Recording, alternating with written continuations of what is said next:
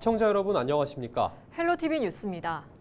최근 날씨가 포근하다가도 갑자기 눈이 내리기도 하고 변덕스러운 모습을 보였는데요.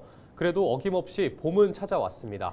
다만 축제는 대형 산불과 탄핵 정국 등의 여파로 축소 분위기인데요. 자세한 내용 김신혜 기자가 전해드립니다. 의정부 중랑천입니다. 하얀 벚꽃으로 가득한 벚나무 한 그루가 눈길을 사로잡습니다. 담장에는 노란 개나리가 활짝 피었고 나뭇가지에 달린 꽃봉오리들도 봄이 왔음을 실감케 합니다. 기분도 업그레이드 되고 뭐 좋죠. 봄이면 좋죠 다. 제 옷차림 보면 모르시겠어요? 날씨도 더워지고 어제보다 오늘이 좀 덥고 훨씬 틀려졌어. 개나리도 뭉쳤었는데 또 피어있고.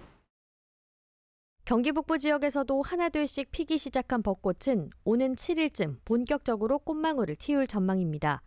경기도 산림환경연구소는 수원 등 경기 남부 지역은 이번 주 후반부터, 김포를 포함한 경기 북부는 7, 8일쯤을 개화 시기로 예측했습니다. 지난해와 비교하면 사흘에서 닷새 정도 늦는 편입니다. 만개 시점은 꽃이 피기 시작하고 일주일 뒤쯤으로 예상됩니다. 경기 북부는 다음 주 주말부터 15일 사이 절정일 것으로 전망됩니다.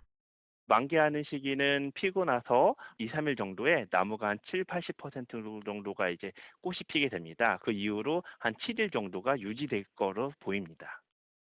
다만 축제나 행사는 최근 영남권의 대형 산불 피해와 탄핵 정국 여파 등으로 축소하는 분위기입니다. 의정부시는 오는 5일과 6일 중랑천변에서 진행하는 호원 벚꽃 페스타를 축소해 개막식을 하지 않기로 했습니다. 올해 처음 열릴 예정이었던 양주 매내미 벚꽃길 축제는 탄핵 정국을 고려해 취소됐습니다. 동두천 자유수호 평화박물관은 6일부터 일주일 동안 열리는 벚꽃맞이 야간 개장을 예정대로 하되 홍보는 최소화하기로 했습니다. 오락가락한 날씨 속에도 어김없이 봄이 찾아왔지만 올해는 다소 차분한 분위기 속에 봄을 맞이하게 됐습니다. 헬로티비 뉴스 김신혜입니다. 양주의 한 마사지 업소에서 스포츠 마사지를 받던 40대 남성이 숨졌습니다. 경찰과 소방당국은 1일 밤 9시 30분쯤 양주 옥정동의 한 마사지 업소에서 남성이 숨을 쉬는데 의식이 없다는 119 신고를 접수했다고 2일 밝혔습니다. 40대 남성 A씨는 병원으로 옮겨졌지만 결국 숨졌으며 평소 특별한 지병은 없었던 것으로 전해졌습니다. 경찰은 A씨의 시신을 국립과학수사연구원에 부검을 의뢰하고 정확한 사건 경위를 조사하고 있습니다. 지난 2일 포천시 의회는 제185회 임시회를 폐회하고 9일간의 의사 일정을 마무리했습니다. 이날 본회의 안건 심의에 앞서 조진숙 의원은 5분 자유 발언에서 포천시 축산 악취 문제 해결을 위한 실효성 있는 정책 추진을 요청했습니다. 예산결산특별위원회는 올해 2차 추경을 심의한 가운데 왕방산 암벽공원 운영 관리, 동교동 쌈짓공원 조성 사업, 폭염 저감시설 설치 사업 등 약 10억 원을 삭감하는 것으로 수정 의결했습니다. 의정부시가 초고령 사회에 선제적으로 대응하기 위해 노인 복지 정책을 본격 추진한다고 3일 밝혔습니다. 3월 기준 의정부시 전체 인구의 19.2%가 65세 이상 노인으로 초고령화 사회 진입을 앞두고 있는데요. 시는 올해 전체 예산 중 24.8%를 노인복지 예산으로 편성했습니다. 이는 경기도 내 지자체 중 가장 높은 수준이라고 시는 설명했는데요. 시는 경제적 자립과 건강관리, 복지 인프라, 돌봄 체계, 정책 기반 구축 등 5대 분야에서 세부 실행 계획을 마련해 단계적으로 이행해 나간다는 방침입니다. 연천군은 이달부터 고향사랑 기부제 답례품 36건을 추가 공개했습니다. 고향사랑 기부제는 개인이 거주지외 지자체에 기부할 경우 10만 원까지 100% 세액공제와 함께 30%의 답례품을 제공하는 제도입니다. 연천군은 고향사랑 기부제를 통해 2023년 1억 5천여만 원, 2024년에는 2억 4천여만 원의 기부금을 모금해 경기도 31개 시군 중 5위를 기록했습니다. 연천군 관계자는 연천군을 응원하는 마음이 모여 좋은 성과를 거뒀다며 연천군 농특산물을 기반으로 한 매력적인 답례품도 한몫했다고 말했습니다. 얼마 전 헬로티비 뉴스는 김포시가 국제 스케이트장 유치 최적지임을 입증했다며 근거로 내세웠던 연구 논문과 여론조사 결과가 김포시의 주장과 맞지 않고 연구진마저 동의하지 않고 있다는 보도해드린 바 있습니다. 김포시는 이후 김포에 유리한 내용만 골라 홍보하면 된다는 취지로 이해할 수 없는 입장까지 밝혔는데요. 이번엔 한 유력 일간지가 게재한 김포시의 기사형 광고가 문제가 되고 있습니다. 이 유력 일간지는 지난해 6월 김포시가 국제 스케이트장 최적지인 것처럼 다룬 기사형 광고를 신문 한 페이지 전면에 실었는데요. 김포시는 모른다고 합니다. 어찌된 일일까요? 이관성 기자가 보도합니다.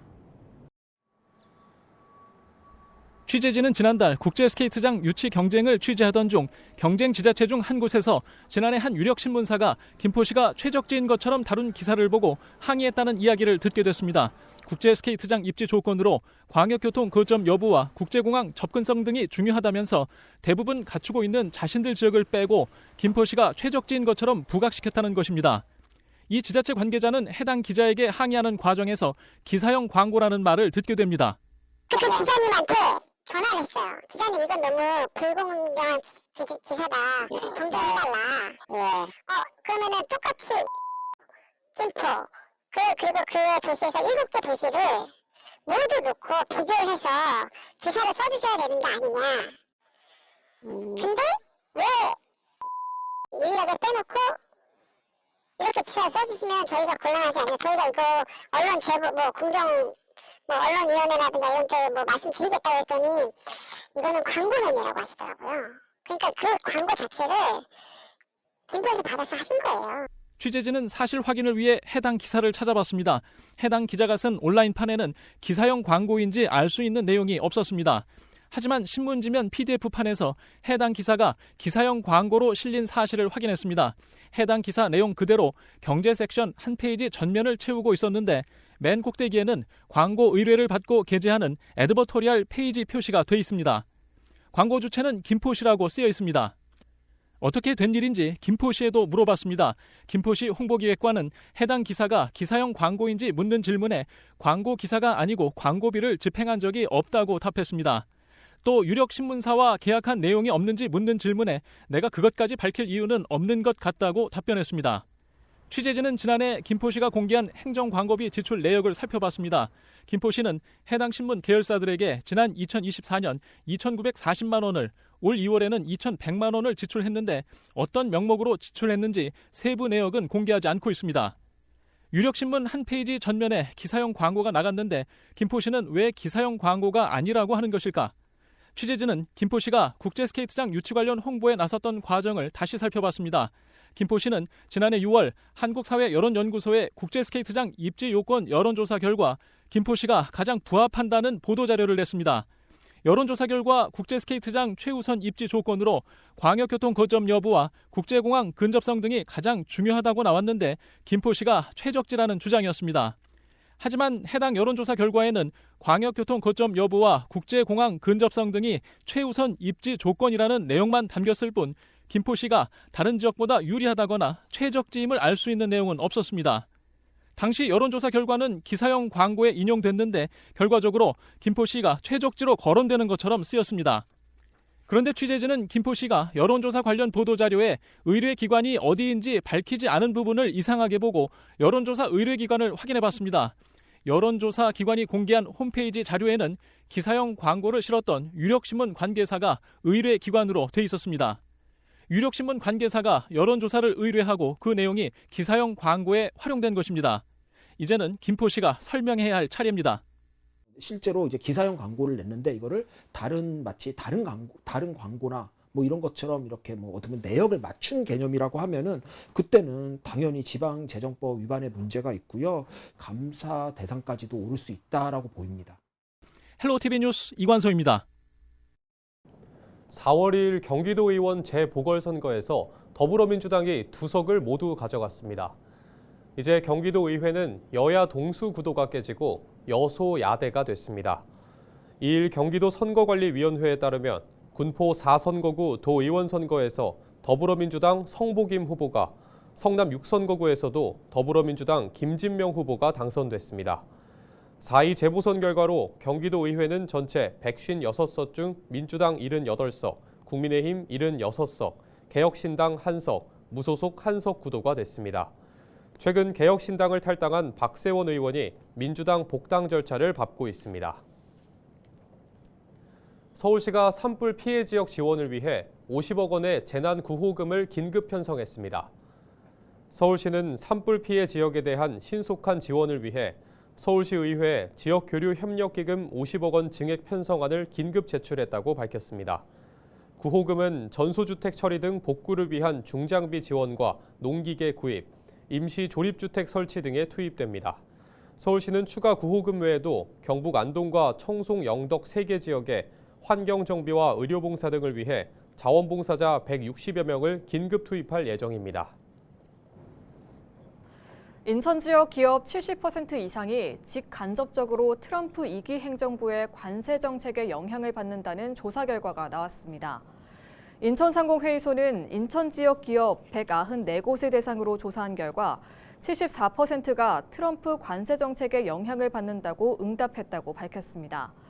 응답별 비중은 직접 영향권은 13%, 간접 영향권은 59.4%였습니다. 경쟁국 관세 확대로 반사이익 가능성 1.6%, 영향이 없다는 취지로 응답한 기업은 26%로 집계됐습니다.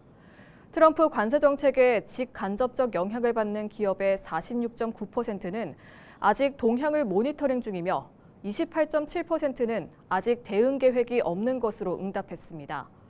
인천상공회의소는 인천 지역 주요 산업 중 하나인 자동차 산업의 경우 트럼프발 관세 정책이 시행되면 완성차 부품을 생산하는 협력사까지 영향을 미치기 때문에 지역 경제에 미치는 파급력이 클 것으로 보인다고 말했습니다.